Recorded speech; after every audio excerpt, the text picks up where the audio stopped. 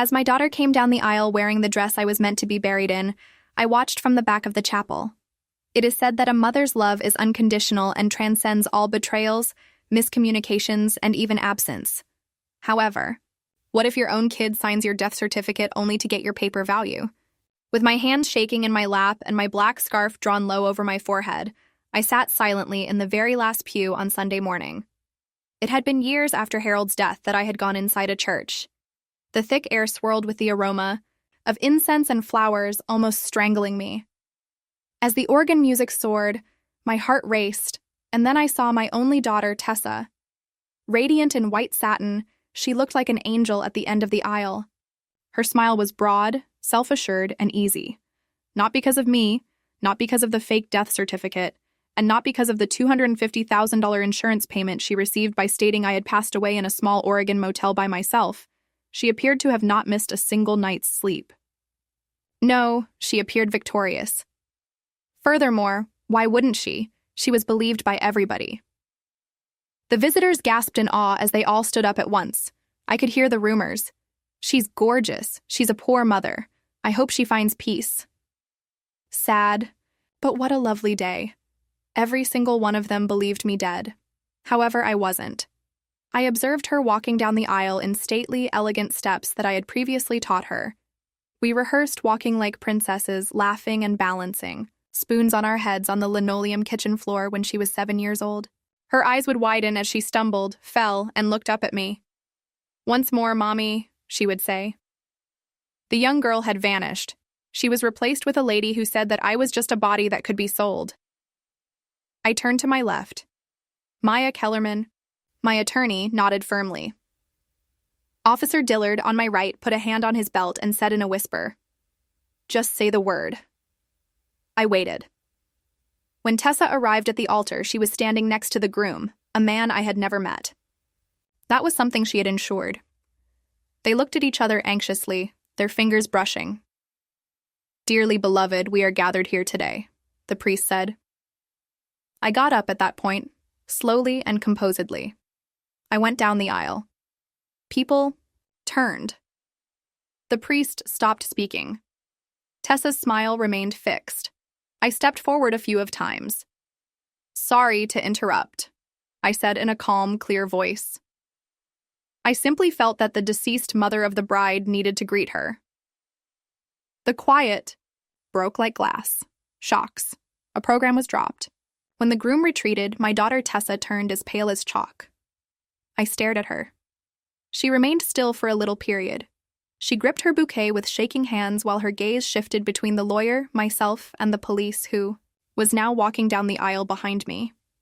Her lies, her quiet, and the fiction she had constructed without me were all coming to an end at this very moment. Tell us where you're viewing from in the comments section before we begin. For more impactful tales, remember to like, share, and subscribe. For this is not only a tale of treachery, it's a resurrection story. I thought I had created something strong before everything, before the cops, before the falsified documents, before the wedding extravaganza. Despite not being flashy, my life was full. It had heart, rhythm, and purpose. When Tessa was just 9 years old, my husband Harold suffered a stroke and died, leaving me to raise her alone. We had recently paid off the mortgage on our modest Pine Creek red brick home. I had a third grader, a pile of medical bills, and a broken heart all at once, and I was a widow. But I continued. I sold Harold's truck, worked additional hours as a high school English teacher, and made ends meet. Despite having little, I managed to make our house seem cozy. Tessa never felt left out because of me. We made pancakes together every Sunday morning. I strung up homemade streamers on each birthday. I sat on the side of her bed and stayed there until she went to sleep every time she screamed. She was the cause of everything for me. Oh my goodness. Tessa was intelligent. She has the ability to enchant a wolf's teeth. She was the kind of child who would persuade a neighbor to give her an extra scoop of ice cream, or persuade her teacher that she should be given another day to turn in her schoolwork.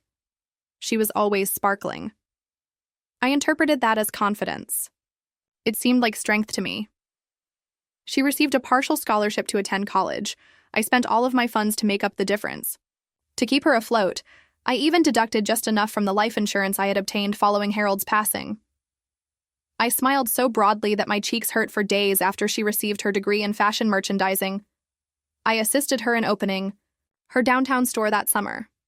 While she was away, I operated the register, steamed garments, and painted shelves. It didn't bother me. It gave me the impression that we were still a team and that I was still required. Back then, she phoned me daily, sometimes twice a day. We discussed her new clothing lines, the man she was seeing, and consumer refunds. I listened all the while. I was never a judge. All I wanted was for her to feel heard, protected, and loved, and I genuinely thought she did. At one point, she even said to me, "Mom, you are everything to me." I didn't understand how much I held on to that sentence. When she began to visit, less frequently when her responses grew terse, or when she said she was too busy to stop over for dinner, it became a sort of screen, a cozy little fiction I held up whenever something seemed strange. I didn't question it, though. I attributed it to life, job, and adulthood. In retrospect, however, there were faint fissures.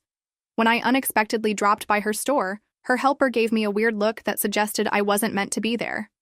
She once chose to spend Christmas with pals in Napa rather than returning home. Her social media posts were more professional, included more filtered grins, had less pictures of us, and showed no signs of me. I still believed that we were all right, though. On her birthday, I continued to make her favorite banana bread. When the seasons changed, I continued to weave her scarves.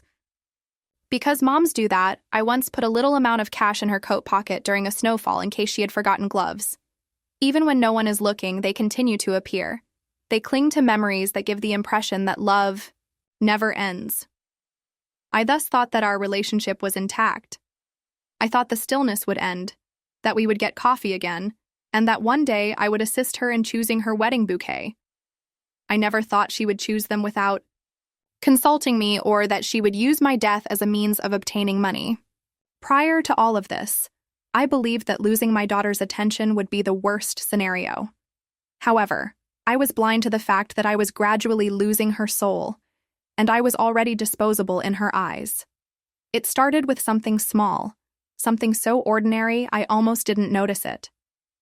That's how betrayal begins. Quietly, in moments we excuse because love teaches us to give the benefit of the doubt. It was late spring, maybe 2 months after Tessa had told me she was engaged. I remember the sun pouring into my kitchen while I stirred a pot of soup, humming along to a radio station that still played Sinatra. I had just finished crocheting a lacy ivory wrap, the kind that goes over a bride's shoulders, and folded it into a gift box. I tied it with a ribbon and set it by the door. I was so proud of it. When I called her, she answered on the second ring. "Tessa," I said, "I've made something for your wedding. I was thinking we could have lunch this week. I'd love to give it to you in person." She paused for just a beat too long. "That's sweet, Mom, but I've actually got fittings and vendor meetings all week. I'll be swamped." "Oh," I said, masking the drop in my stomach. "Well, maybe I can come by the shop and just drop it off." She sighed. Actually sighed. "It's just, things are kind of chaotic right now. Maybe just leave it on the porch." I hesitated. "Tessa, it's handmade. I'd really like to see your face when you open it." She let out a little laugh, the kind that doesn't reach the eyes. "You're being dramatic. I'm sure it's lovely.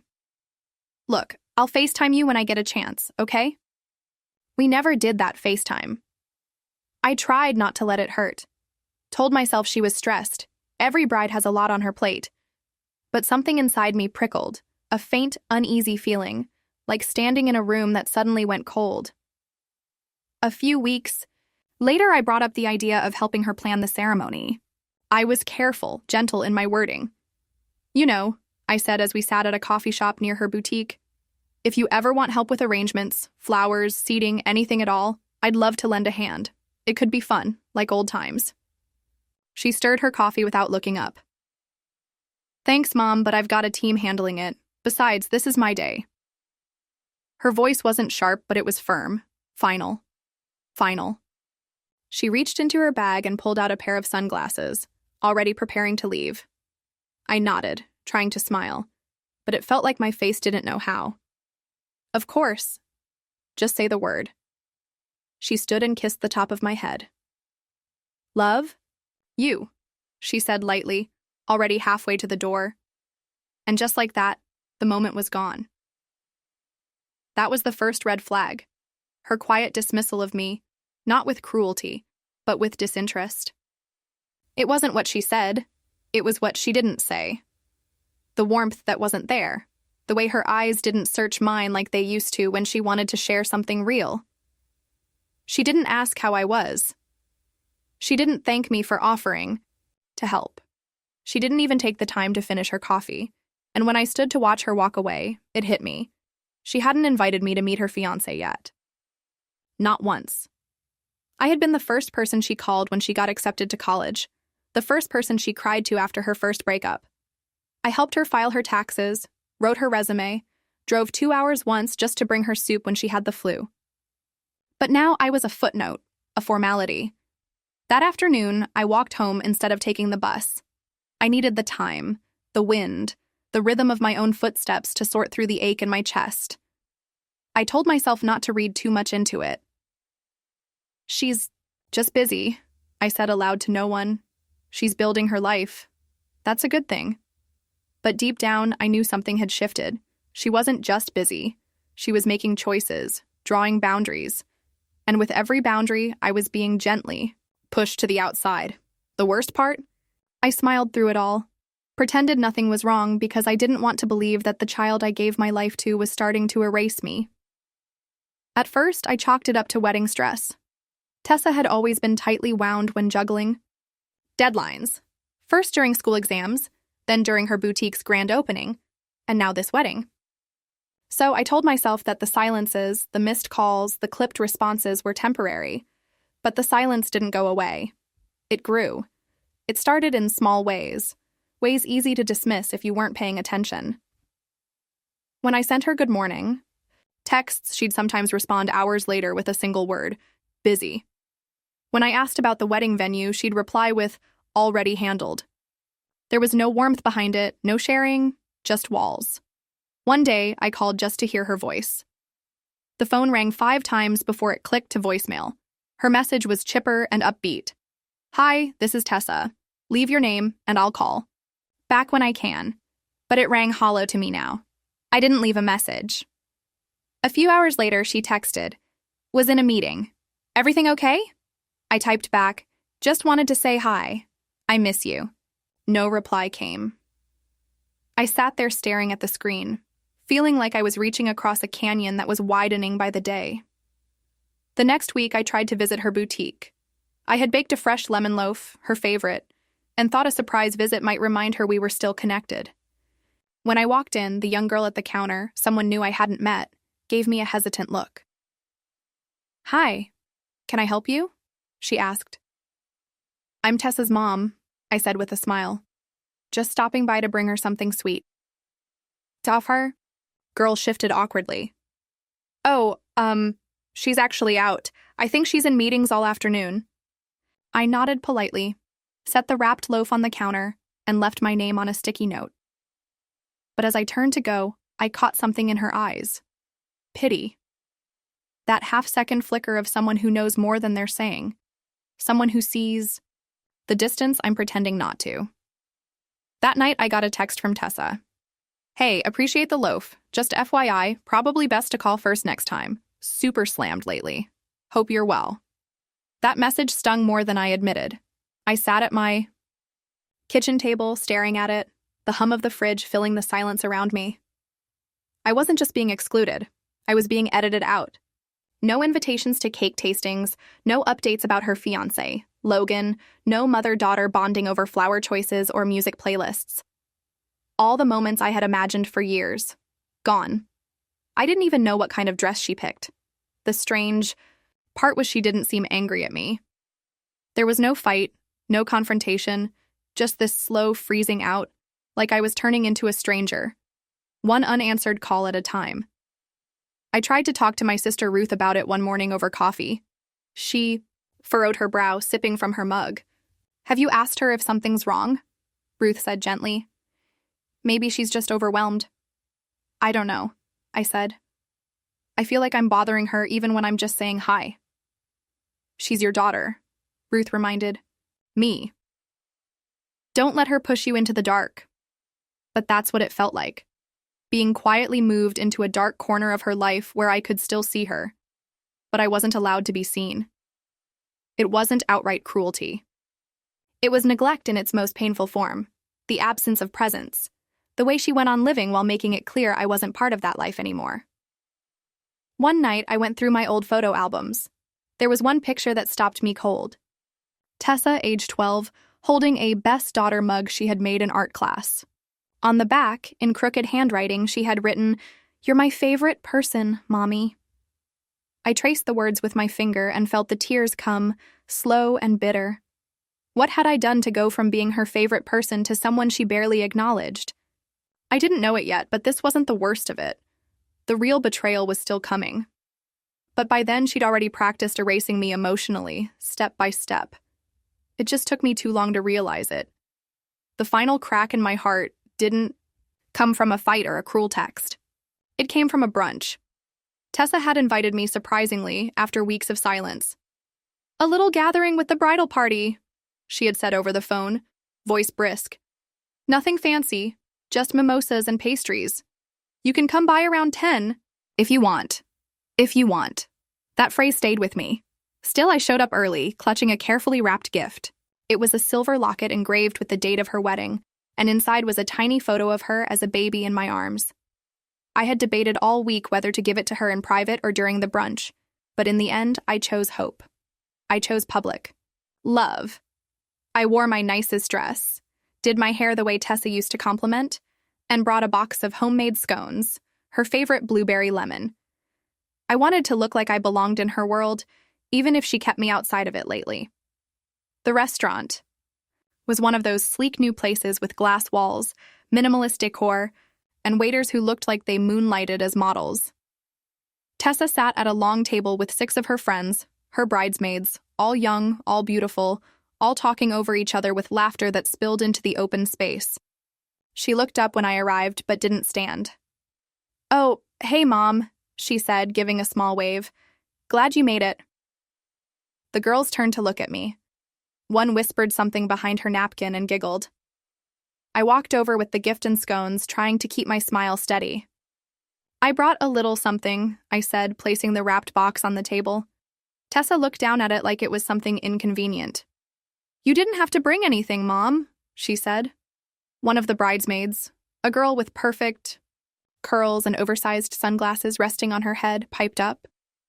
"Your mom is so old-fashioned. That's kind of sweet." The table laughed. I froze. I couldn't tell if it was a joke or a jab, probably both. Tessa didn't defend me. She just chuckled and sipped her mimosa. Another girl opened the box without asking. "Ooh, a locket," she said, holding it up. "Is this you as a baby?" she asked Tessa, peering at the photo. "And that's your mom?" "Wow, it's like a museum artifact." More laughter. Laughter. This time, Tessa laughed too, loudly. I stood there, heart thudding. The air around me grew heavy, thick. I suddenly felt out of place in every possible way. My clothes, my voice, my age, my presence. "I thought it might be something sentimental," I said softly, reaching to take the box back. "But maybe this isn't the time." "No, it's fine," Tessa said casually, not meeting my eyes. "They're just playing around." But I wasn't fine. My chest felt tight. My mouth was dry. I had raised her better than this. I had raised her with respect, with empathy. And yet she sat there while her friends mocked me, like I was a prop from her past she was too embarrassed to claim. I tried to sit down to salvage the moment, but the waiter came over and gestured. "Sorry, ma'am, they only reserve for 6. I blinked. 6? Not 7. Not me. "Oh," I said quietly. "Of course." I turned to leave. My shoes felt heavier with each step. Just before I walked out the door, I glanced back once. Tessa was already mid-conversation again, laughing at something else. The locket lay forgotten on the table, half out of its box, the ribbon trailing like a loose thread no one cared to tie back.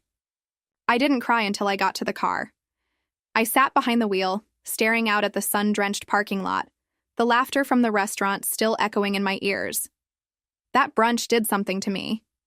It wasn't just the embarrassment. It was the realization. I wasn't just being neglected. I was being publicly disregarded, laughed at, treated as an inconvenience in a life I helped build. That was the moment I stopped making excuses for her. Because love doesn't humiliate, not in private, and certainly not in front of strangers. And if she was willing to shame me like that over a brunch, what else was she capable of? I was about to find out. After the brunch, something inside me shifted, not in a dramatic way. There were no slammed doors, no screaming matches, just a quiet realization that I no longer had a seat at the table in my daughter's life. Still, I tried one last time. A week later, I called Tessa and asked to meet for lunch. Just the two of us, I said. No crowds, no friends, I'd like to talk. Ooh, there was a pause on the other end. I'm pretty swamped with wedding stuff, Mom. Can it wait? No, I said, surprising even myself with the firmness in my voice. It really can't. Another pause. A sigh. Okay, Thursday, noon, Cafe Bell. I arrived 10 minutes early. She arrived 15 minutes late, sunglasses on, barely looking up from her phone as she sat down. I don't have long, she said, waving at the waiter without even glancing at me. Logan's picking me up at 1. We've got a cake tasting. I studied her carefully. She looked stunning, always did. But there was a chill beneath the polish. The little girl who used to tug on my hand at farmers' markets, the teenager who cried in my arms after her first heartbreak. She wasn't here. I just need to ask you something, I said, folding my hands on the table. Have I done something to upset you? Her head tilted slightly. Why would you think that? Because you don't talk to me anymore. Because I find out about your wedding plans from Facebook. Because you let your friends mock me to my face and you said nothing. She looked away. You're overreacting. Am I? She finally met my eyes, and what I saw there chilled me. Not anger, not guilt, indifference. Look, she said, this is my time, my wedding, my life. I don't need you involved in every detail. You had your life, Mom. Let me have mine. Something about those words, you had your life, landed like a slap, as if I were already finished, as if my relevance expired the moment she turned 18. I nodded slowly. I understand, I said, though I didn't. Not fully, not yet. We ate in silence. She barely touched her salad. I barely touched my heart. When we stood to leave, I reached into my bag and pulled out an envelope. Inside was a check for $5,000, money I had saved over the past 2 years for something special, something for her, for this wedding. She glanced at it, then blinked. What's this? Just something to help, no strings. She took it without a word and slipped it into her purse like it was a coupon. I watched her walk away. I didn't cry. I didn't ask her to stay. I just stood there, watching her silhouette disappear around the corner. That night, I went home and sat in the living room, the house painfully quiet. I looked at the old photo on the mantel, Tessa in pigtails, her arms wrapped around my neck. A drawing she'd made in kindergarten still hung on the fridge. Me and Mommy, best friends forever. I took it down. I didn't tear it up. I didn't throw it away. I just folded it and placed it in a drawer. The next day, I did something I hadn't done in years. I packed a suitcase, not a full one, just enough for a few weeks. Clothes, books, my knitting bag. I called my old friend Cheryl, who owned a 3-story villa in the next town over, and often said, "Anytime you need a break, you come stay with me." She answered on the first ring. By nightfall, I had left. I didn't tell Tessa. I didn't leave a note. I didn't feel the need to explain myself to someone who had already written me out of her life. As I drove away from the home I had spent 3 decades building, I wasn't angry. I was hollow, quietly shattered. But somewhere deep inside, a sliver of strength stirred, a voice that whispered, "This is not the end. You are still here." I didn't know yet what was coming. I didn't know the worst betrayal was still ahead, but I knew one thing. I couldn't. keep begging for a place in someone's life if they had already decided I didn't belong. And so I left silently. And the world, for the first time in months, felt honest. The villa Cheryl lent me was beautiful, too beautiful, in fact. It had 3 floors, polished hardwood, vaulted ceilings, and an elegant wraparound porch with a view of the lake. The beauty doesn't fill a hole in your chest. It doesn't hush the echoes of rejection. The silence was deafening. Cheryl tried to brighten the place with flowers, stocked the pantry with my favorite teas, and said all the right things. "You need space," she told me. "Time to breathe. Let her come around." But the truth was, I hadn't left to wait for Tessa to come around. I left because I couldn't take another cold phone call or passing glance. I couldn't keep pretending that her indifference didn't bleed me dry. In the first week, I tried to keep busy. I rearranged the bookshelf. I baked muffins I never ate. I organized the linen closet. But no matter how I occupied my hands, my mind kept drifting back to that brunch, to her tone at lunch, to the look in her eyes when she told me I'd had my life. The words haunted me. By the second week, I stopped cooking. I let the dishes sit in the sink. I wore the same sweater for 3 days. I took long walks that didn't feel like exercise, just aimless drifting past other people's homes, other people's windows glowing with families and dinners and laughter, a life I used to have. One afternoon, I wandered too far and had to sit down on a park bench halfway back. I remember watching a young mother chase her toddler through a pile of autumn leaves. She was laughing, breathless, cheeks flushed with love. The little boy fell, and without hesitation, she scooped him up and kissed his forehead. I don't know why that moment broke me, but it did.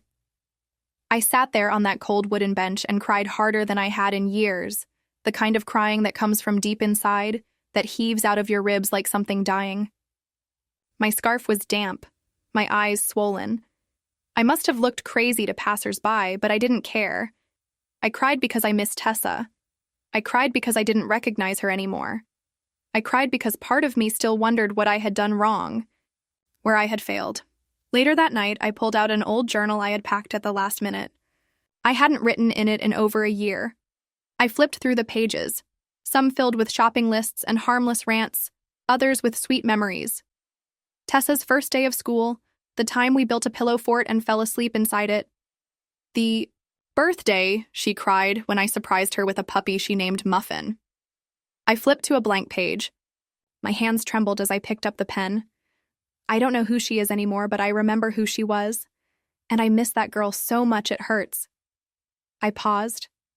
I gave her everything I had, and now I feel like I've disappeared. The words spilled out page after page. Rage, grief, shame, love, regret. I filled half the journal that night, pouring out everything I had held in for the last 6 months. When I was done, my hands were sore. My body felt heavy. But there was something else, too. A strange clarity, like I had named the monster in the room. And now that it had a name, it didn't feel quite so powerful. That was the night I hit bottom. Not because I had nothing, but because I realized how empty I had let myself become, just trying to stay inside someone else's life. I sat in front of the mirror that night and studied my own reflection. Wrinkles I hadn't noticed. Before, eyes dull from too many days without real joy, a woman who looked like she'd been holding her breath for too long. I touched my chest. "Still here," I whispered. I said it over and over like a prayer I didn't know I needed. Still here. Still standing. Still me. I didn't know it yet, but that moment was the beginning of something new. Sometimes, you have to lose everything you thought mattered to find out what you're actually made of. And I was not made to disappear. It was a Tuesday when everything changed. The kind of day that starts slow, overcast skies, no appointments, no urgency. I decided to run errands just to force myself out of the house. I hadn't spoken to Tessa in almost a month. And at that point, I'd stopped checking my phone for her name. I wasn't expecting anything to happen that day, but it did. I went to the insurance office to check on a small policy I'd held for decades. Nothing extravagant, Just a modest travel coverage plan I always kept active in case I ever took a cruise or finally made it to Ireland, like Harold and I once dreamed. I hadn't touched it since before the wedding mess, but for some reason I wanted to see if it was still active. Maybe I was looking for some sense of normalcy, something in my life that hadn't been taken or twisted. The office was quiet. Beige walls, the quiet hum of printers and fluorescent lights. I waited 10 minutes before a young woman at the counter called my name. Ela Mercer. I stepped forward with my ID in hand. Just checking on an old policy. Might seem silly, but I like to keep track of things. She typed my name into the computer and then froze. Her fingers hovered above the keyboard, her eyes narrowed. "I'm sorry," she said. "Can you confirm your date of birth?" I did. She blinked, double-checked the screen, and looked back at me.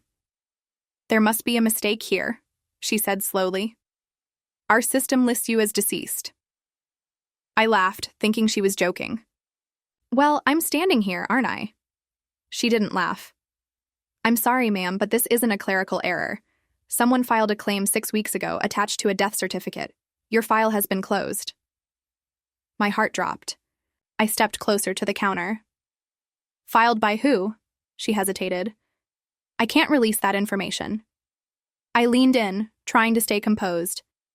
"This is my name, my policy, my identity, and you're telling me someone pretended I was dead?"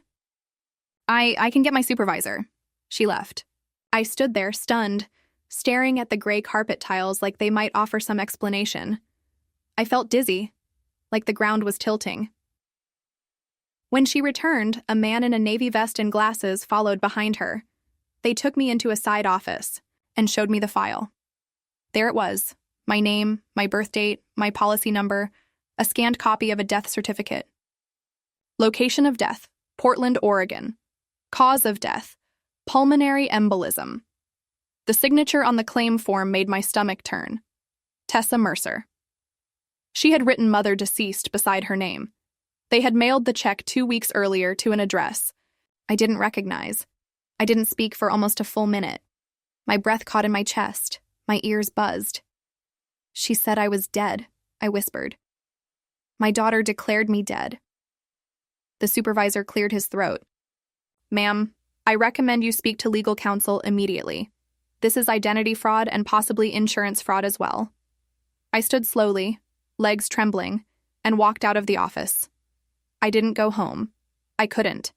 I drove to a nearby park and sat in my car with the engine running. I stared at the dashboard, at the blinking green light on the radio, and tried to wrap my head around it. Tessa didn't just ignore me. She didn't just push me out of her life. She erased me, on paper, in the eyes of the government, to a company I had trusted for decades. She hadn't called to explain. She hadn't checked to see if I was okay.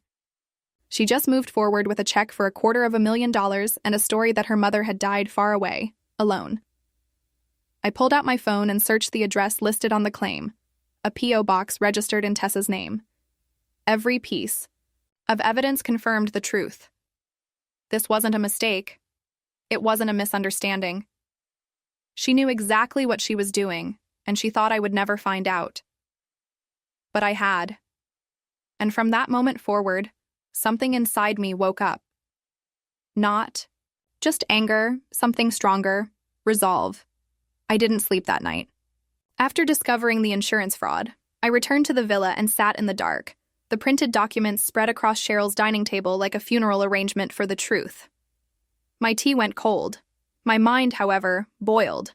The disbelief had worn off. The heartbreak had passed through. Now I was in something else, something new. Not rage, not vengeance. Something colder, something clearer. Clarity. It was like someone had turned a key in my spine and stood me up again. I felt the old version of myself, the one before the brunch. The silence, the rejection, rise like a tide. I wasn't just the mother she had thrown away. I was a woman who had been used, lied about, declared dead for money, and I was still alive. Alive and thinking. I opened my laptop and searched for a name I hadn't said aloud in years. Maya Kellerman.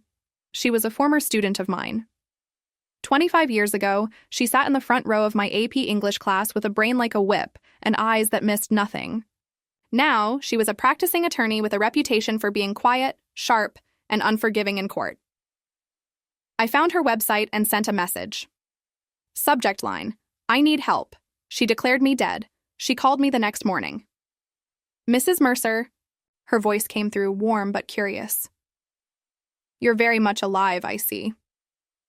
I wish I weren't, I said flatly.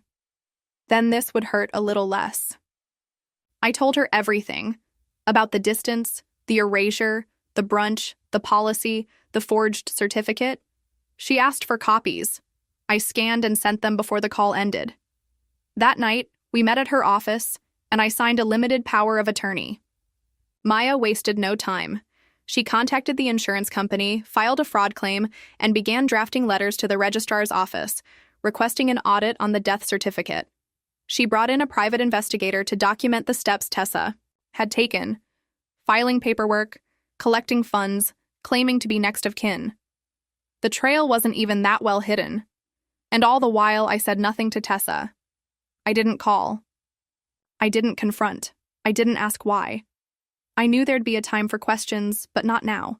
Now, I was watching, listening, preparing. Something in me had changed permanently. I was done making excuses for her behavior, done brushing off disrespect as stress or wedding nerves. She'd made a calculated decision. She had sat down, typed out my obituary in her mind, and decided I was more valuable dead than alive. That's not a mistake. That's a choice. And I had every right to choose myself now. I began documenting everything, every interaction, every voicemail, every document from Maya. I made a folder, then a backup copy, then another. I even bought a small safe and locked it under Cheryl's guest bed. I changed my will, removed Tessa's name entirely, and left my assets, what little I had, to a scholarship fund for women in crisis. Then I went to the police. I sat in a small square room with neutral walls and explained that I had been declared dead, that someone forged my death, that my own daughter took money by pretending I no longer existed. The officer, Detective Dillard, didn't look shocked. He looked tired. We get 1 or 2 of these a year, he said, flipping through the evidence. Usually it's distant relatives, rarely this close. He looked at me somber. You've got enough here for an arrest if you want to move forward. I nodded. I do. He leaned back. Why now? I looked him in the eye. Because, for months, I thought I had to prove I still mattered. I don't. I just have to prove she can't get away with this. I walked out of that police station taller than I had in years. My hands still trembled. My heart still hurt. But for the first time since all this began, I wasn't lost. I had a direction. I wasn't begging for her love anymore. I was reclaiming my life, and this time, I wouldn't be quiet about it. I didn't announce anything, not to Tessa, not to family, not even to Cheryl. When the switch flipped inside me, I knew the path forward wouldn't involve shouting matches or dramatic confrontations. No, I wanted precision. I wanted silence, not out of fear, but strategy. I had learned the hard way that the most powerful moves are made quietly, behind closed doors. While Tessa posted bridal shower photos on Instagram, smiling with champagne in hand, hashtags like No Bride to Be and Adrucia Lucky Girl, I was meeting with Maya every Tuesday afternoon at her firm's office, going through every step, every legal detail of the case. She was meticulous. This won't just be insurance fraud, she explained, pointing to a sheet of state statutes. If the prosecutor pushes, she could face charges for filing a false death certificate, identity theft, and wire fraud. I swallowed. You really think she'll go to jail? Maya looked at me, calm but firm. She might, but that's not up to us. Our job is to give law enforcement everything they need to do theirs. Meanwhile, the private investigator Maya had hired uncovered even more than I expected. Tessa had opened a new account under a business name, Mercer Legacy Events, and funneled nearly half of the insurance payout into it. She was planning to expand, hire staff, and relocate the boutique to a fancier part of town. She hadn't just taken the money, she'd started building a new life with it, a life built on the lie of my death, It was almost poetic. She was staging a wedding on a foundation of deceit. But the closer she got to that big day, the more power I felt gathering quietly beneath my feet. I filed a formal affidavit to rescind the fraudulent death certificate, submitting notarized documents, including a sworn declaration of identity. It triggered an audit, which pulled in the state registrar, the coroner's office, and even the clerk who had unknowingly approved the fake certificate. Every step left a paper trail, and every trail pointed directly to Tessa. Still, I didn't say a word to her. I didn't call to warn her. I didn't demand an apology. I didn't write her one of the long, emotional letters I used to imagine might open her eyes. That time was gone. Instead, I started gathering strength. I joined a community yoga class in the mornings. I began cooking again, for myself, not out of habit, but out of intention. I even took up gardening in Cheryl's backyard, planting lavender and rosemary along the fence.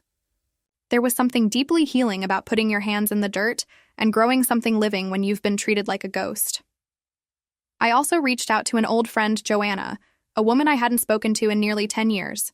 She'd been there for me during Harold's illness, and we'd grown apart over time. I didn't know if she'd even remember me, but she answered my call like no time had passed. "Ella," she said, voice warm with surprise, "I was just thinking about you last week." We met for tea. We talked for hours. I told her only part of the truth, just enough to explain the pain in my eyes and the hesitation in my voice when she asked about Tessa. She didn't ask too many questions. Instead, she reminded me who I used to be, the woman who once led PTA meetings like a courtroom, who coordinated school plays and made Halloween costumes from scratch, the woman who always found a way to survive. I was becoming her again, one morning. 3 weeks before the wedding, Maya handed me a thin manila envelope. Inside was the police report. It was official. Charges had been filed. A warrant had been signed. All that remained was timing. "We wait," Maya said, "until the moment that matters most." I nodded. I already knew when it would be. I had circled the date on my calendar, June 17th, Tessa's wedding day. She had already buried me once. Now I would return, not as a ghost, but as the mother she couldn't erase. The days leading up to Tessa's wedding were strangely quiet, but not in the way silence had haunted me before. This time, the quiet felt purposeful, controlled, like the pause before a storm finally lands on the ones who built their house with stolen bricks. While she finalized florals and seating charts, I was finalizing evidence and coordination. Detective. Dillard kept me updated, his tone always calm, his words precise. "She has no idea," he said one afternoon over the phone. "Not yet. She thinks this case is buried." "No," I told him. "She thinks I am." But I wasn't. I was very much alive. And for the first time in a long while, I was beginning to feel powerful again. The shift started with the smallest signs. The registrar's office sent Tessa a formal notice stating her submitted death certificate was under investigation. She would have received it on a Wednesday, exactly 10 days before the wedding. The very next day, her boutique's Instagram page went dark, posts were deleted, comments turned off, the business page went private. But she didn't call me. Not to deny, not to confess, nothing. I could only imagine what that silence meant now. Maya confirmed Tessa had contacted a lawyer of her own, but she hadn't made a public move. No statement, no damage control. She was probably trying to get ahead of it quietly, hoping whatever pieces of her deception remained could be swept under a rug before the aisle walk. But I wasn't going to let her walk into a new life with a lie stitched into every seam of her wedding dress. I kept watching. Joanna, the friend I had reconnected with, surprised me by stopping by the villa one morning with a gift. Inside was a deep navy dress, long, elegant, with sleeves that draped softly over the shoulders. "I saw this and thought of you," she said. "You'll need something powerful to wear." I held it against me in front of the mirror. It was beautiful, but more than that, it looked like armor. There was something surreal about preparing. For a wedding I hadn't been invited to, about choosing jewelry and shoes while knowing my presence would dismantle every illusion she had crafted. But I didn't feel nervous. I felt ready. For the first time, I wasn't the woman sitting in silence, waiting to be called. I was the one holding the truth. And she had no idea what was coming. That Saturday, Cheryl knocked on my door with a gentle smile. "You good?" I nodded. "I've never been more sure." We sat on the porch, drinking lemon water. Birds chirped somewhere beyond the trees. It was quiet, peaceful, but this time, the quiet was mine. That afternoon, I received a text from Maya. All confirmed. We're greenlit. For tomorrow, Dillard's team will follow your lead at the venue. Time of entry, 1:45. The wedding ceremony was set for 2 sharp. Perfect. I closed my phone and set it down.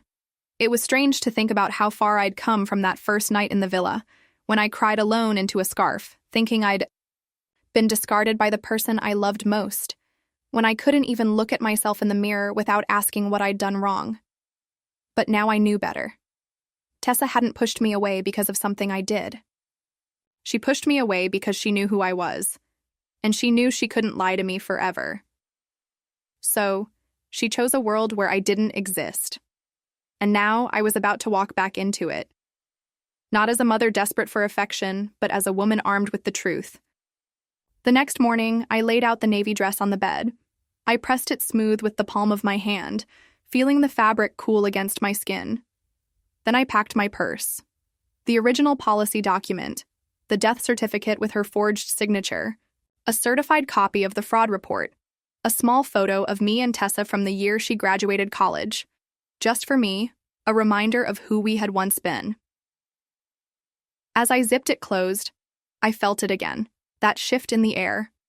She had written me off, buried me in fiction, but the story was about to change, and I would be the one to tell the ending. The sun was high and unbothered, as if it had no idea it was about to shine down on a reckoning. I arrived at the venue, 5 minutes early. It was a beautiful white barn-style estate out in the countryside, dressed to perfection. A flower arch bloomed near the altar, pale pink and cream roses arranged like promises.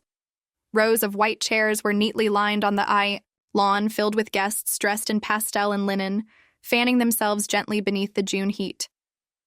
To them it was a wedding. To me it was a courtroom.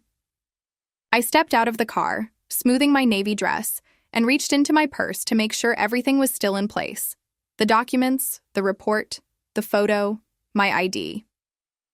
Maya was already nearby, seated on the far right of the lawn, just outside the canopy of guests. Detective Dillard and his partner waited just a few yards behind her, blending in plain suits, looking more like uncles than officers. I walked slowly along the outer edge of the crowd. No one recognized me.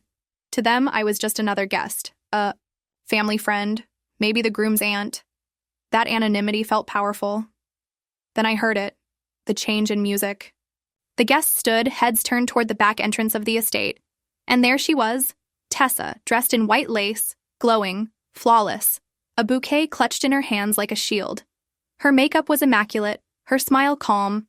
She looked like a dream, an innocent, beautiful bride walking into a life she believed she had secured with lies.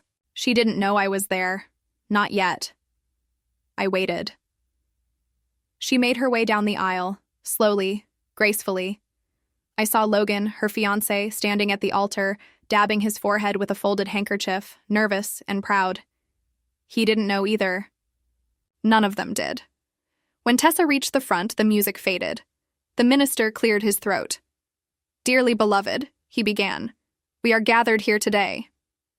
That's when I stepped into the aisle. Every head turned toward me. The hush was instant. I didn't raise my voice. I didn't scream.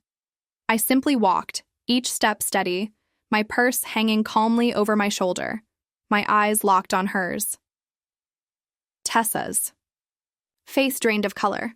She blinked twice as if she were seeing a ghost. A ghost. I stopped halfway down the aisle and spoke. "I'm sorry to interrupt," I said, my voice clear and even.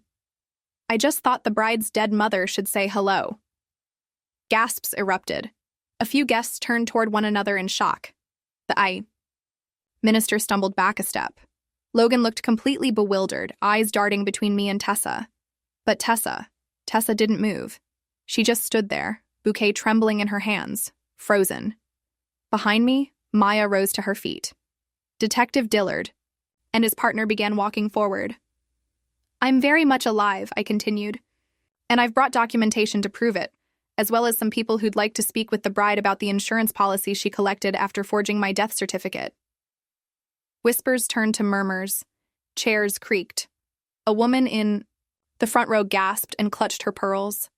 I have copies of every form, I said, reaching into my purse, including the one she signed stating I died in Portland, Oregon. For those of you who don't know me, I'm Elaine Mercer, her mother. And as you can see, I'm not dead. Dillard reached the altar.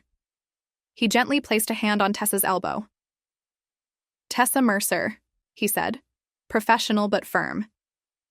You are under investigation for multiple counts of fraud, including identity theft and insurance fraud. She finally moved, pulling her arm away. This isn't happening, she whispered. You can't do this. Actually, Maya said, now, standing behind me. We can, and we are. Tessa looked around the crowd, at Logan, at her friends, at her future in-laws. No one rushed to her side. No one said a word because the truth had walked into her perfect day, and the story she built couldn't survive it. I watched as she tried to speak, tried to gather herself, but the mask she'd worn for so long had finally cracked. And for the first time, I didn't feel broken. I felt whole because I hadn't come to destroy her. I had come to reclaim myself, to say without apology, I was never gone. And I would never again let someone else write the ending to my life. There's something surreal about watching your own child be escorted away in handcuffs. It's not anger that hits you first, not even vindication. It's silence. That vast, hollow kind of silence that wraps around your ribs and asks, how did we get here? As Detective Dillard led Tessa down the aisle she had so carefully rehearsed walking up, I stood frozen, not in fear, but in resolve. The woman who stood in my place at the altar, the one who told the world I was dead for a payout, was no longer a daughter I recognized. Gasps rippled through the crowd. Guests stepped back as if fraud were contagious. The violinist lowered her bow. The groom, Logan, looked like he'd been punched in the chest. His mouth opened, then shut. He didn't move. He didn't follow. Her. No one did. Tessa didn't look at me as she passed. Her eyes stared somewhere above the horizon, as if this were all a bad dream she could blink away. Her wrists were gently cuffed, her bouquet still in hand until it dropped with a dull thud against the wooden floor of the altar stage. The petals scattered at my feet. Maya leaned in and whispered, "You did it." But this wasn't about revenge. It was about being seen. I stepped forward, pulled a folded document from my purse, and handed it to the officiant. "For the record," I said quietly, "this is a certified copy of the affidavit rescinding the false death certificate. It's signed and sealed. I am legally alive." He took it with trembling hands and gave me a small nod, the same nod one gives to survivors. Tessa was placed in the back of an unmarked car. No sirens, no spectacle, just a quiet end to a very loud lie. But the twist hadn't landed yet. The final justice didn't come in cuffs or formal charges. It came 1 week later. I sat in Maya's office, sunlight streaming through the blinds, as she laid out a series of documents. "Tessa's accounts have been frozen," she explained, flipping through pages. "The insurance payout is being reclaimed, and the boutique lease is under review for fraudulent funds." I stared at the signatures, my daughter's name repeated again and again, like a trail of breadcrumbs leading back to her greed. "And this," Maya said, sliding one last envelope across the table, came from Logan's attorney. I opened it. It was a formal notice terminating the engagement. "Due to unrecoverable deception and reputational damage, Mr. Logan Pierce will not proceed with the marriage to Miss Tessa Mercer." I let out a slow breath. He didn't know. According to his statement, she told him her mother had died suddenly during a trip and that the grief was too painful to talk about. He had no reason to doubt her. I sat back in the chair, letting it sink in. Tessa had fabricated my death down to the emotional fallout and used it to manipulate the people in her life. Not just me, everyone. It was poetic, really. She buried me in fiction, and the truth buried everything she built. A few days later, Cheryl and I drove past her boutique. The lights were off. The windows were bare. A sign on the glass read, "Temporarily closed." I stood outside for a moment, remembering the day I helped her hang the first open sign, my hands sticky from peeling off the label, her smile wide and proud. It had all started with love, with hope, with a mother wanting her daughter to succeed. But now, the store was empty. As we turned to leave, a woman came up behind me, late 20s, vaguely familiar, one of Tessa's assistants maybe. "You're her mom," she said. I nodded, unsure what would come next. She paused. "Just so you know, you didn't do anything wrong." Then she walked away, and I stood there. Not crying, not trembling, just breathing. That night, I lit a candle by my bedside, not for mourning, for release. Because justice hadn't been loud. It hadn't been cruel. It had been quiet, clean, and complete. My daughter had tried to erase me, but I showed the world and myself that I would not vanish quietly. And the final justice? It wasn't that she lost everything. It's that I finally remembered who I was and who I never had to be again. The house felt lighter after it all, not because anything had been cleaned or changed, but because I had stopped carrying the weight of being forgotten. I no longer walked, from room to room wondering if I'd made some irreparable mistake as a mother. I had faced the lie, pulled it into the light, and survived it. And just when I thought that chapter was done, that I could finally turn the page and live a quiet life without further surprise, my past came knocking in the softest, most unexpected way. It started with a letter. It arrived on a Thursday, tucked between a stack of grocery store flyers and a magazine I hadn't subscribed to. The envelope was cream-colored, hand-addressed in careful script with no return address.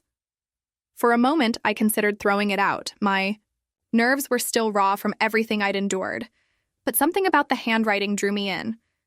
I sat at the kitchen table, a cup of mint tea beside me, and opened it. "Dear Elaine, I don't know if you remember me. I'm Jody, your late husband's daughter.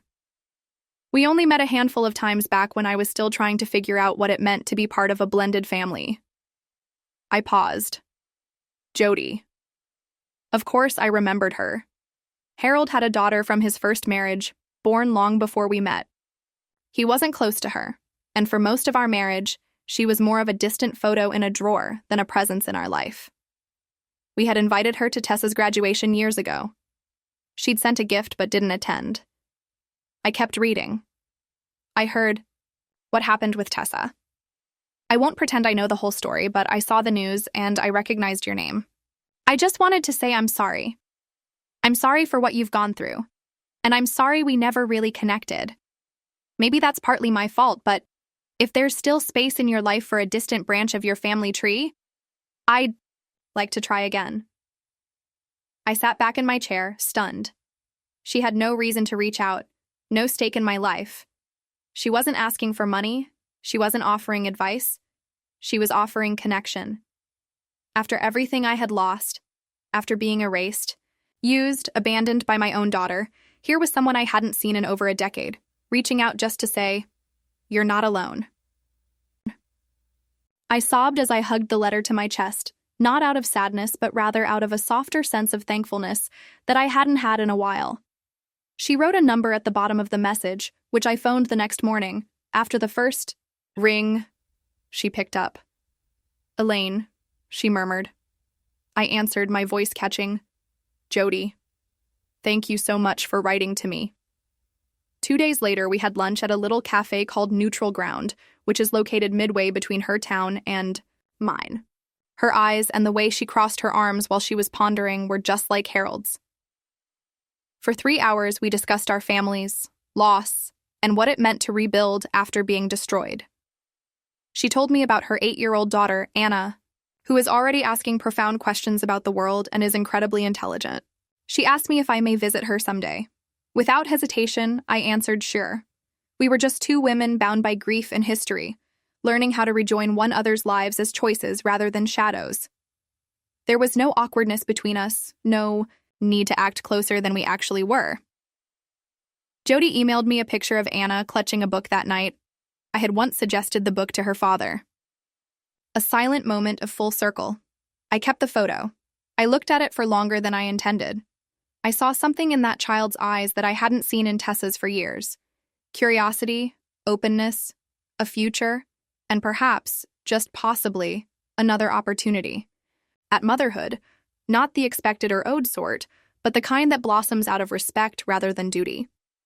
I listened to the crickets while drinking tea on the patio that evening while covered by my shawl. I was no longer alone, because family members don't always apologize. It can sometimes come subtly, in the form of a letter, a lunch, or the eyes of a kid you didn't realize you needed. I wasn't pursuing it this time either. I had an idea. I was kneeling next to a row of lavender that I had planted weeks previously in Cheryl's garden as the sun was just starting to drop. For the first time in what seemed like an eternity, I went slowly, not out of grief, but out of peace. And the dirt was warm and fragrant. I was no longer waiting for a call. I wasn't expecting for an unattainable reunion. I wasn't practicing my response to Tessa should she ever knock on my door again. I had put an end to all of that because I had finally let go of the part of me that thought love was something you had to earn, especially from your own child. The me who used to wrap presents for someone who no longer saw me, send texts with shaking fingers, and make excuses was no longer there. I had buried her with tenderness, not resentment, but empathy. With the love she had done the best she could. I was a different person now, a whole person. With my knitting bag next to me and a blanket wrapped around my shoulders, I sat on the porch after supper. For Jody's daughter Anna, I had begun creating a little baby blanket. It would be soft, cream and yellow, nothing fancy. Just basic comfort, like the type I used to give Tessa. That's when I understood that love wasn't the issue. To get through this, I didn't have to give up my love. All I had to do was quit pleading for it. And I felt something I hadn't felt in years. Freedom. In that still moment with the clicking of the needles and the aroma of rosemary wafting from the herb gardens. I reflected on the lady I had been upon arriving at Cheryl's villa. A terrified, humiliated, and unsure person.